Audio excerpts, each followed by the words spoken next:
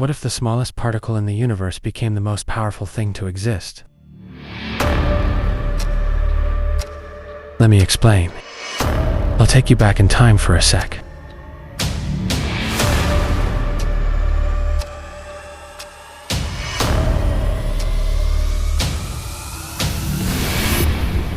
At the start of the 1900s, people believed atoms were solid and indivisible, the tiniest blocks of matter.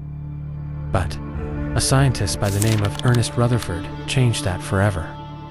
In his gold foil experiment, he showed that atoms had a tiny, dense, positively charged center called the nucleus. With this newfound knowledge, Rutherford went further.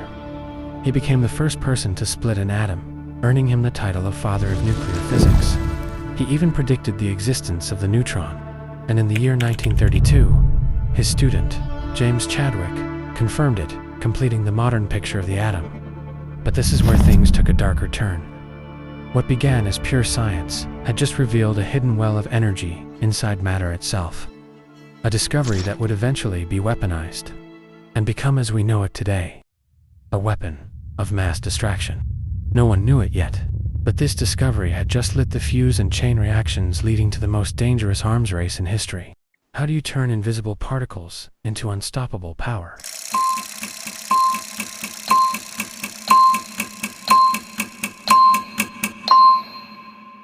In the 1930s, physicist Niels Bohr explained how neutrons, uncharged particles, could slip past the atom's defenses and strike its nucleus. Then Enrico Fermi took it further.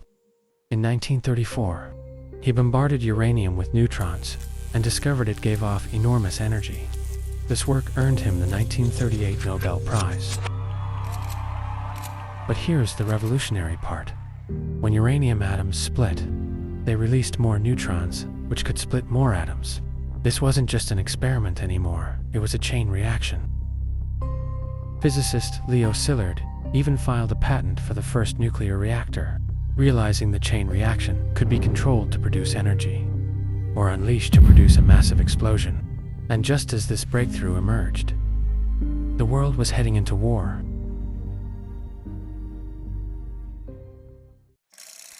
When science meets politics, history takes a dangerous turn. And this has happened over and over and over again throughout history, which takes us back to this point in time. Roll the clip. By the late 1930s, the world was tense. Hitler had risen to power, and many brilliant Jewish scientists fled Nazi Germany.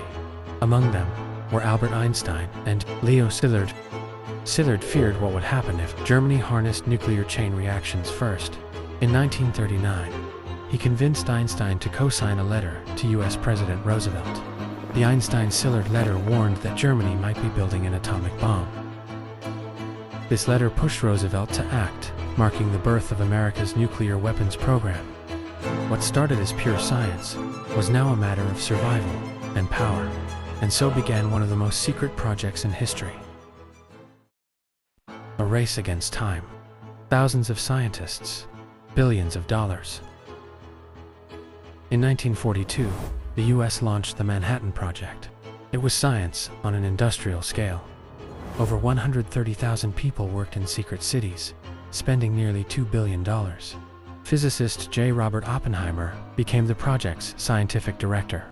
Enrico Fermi built the first nuclear reactor in Chicago, proving a controlled chain reaction was possible. Meanwhile, engineers developed two bomb designs: Little Boy, fueled by uranium, and Fat Man, powered by plutonium. This was science at its peak. Physics, chemistry, engineering, all fused together. But the goal wasn't energy.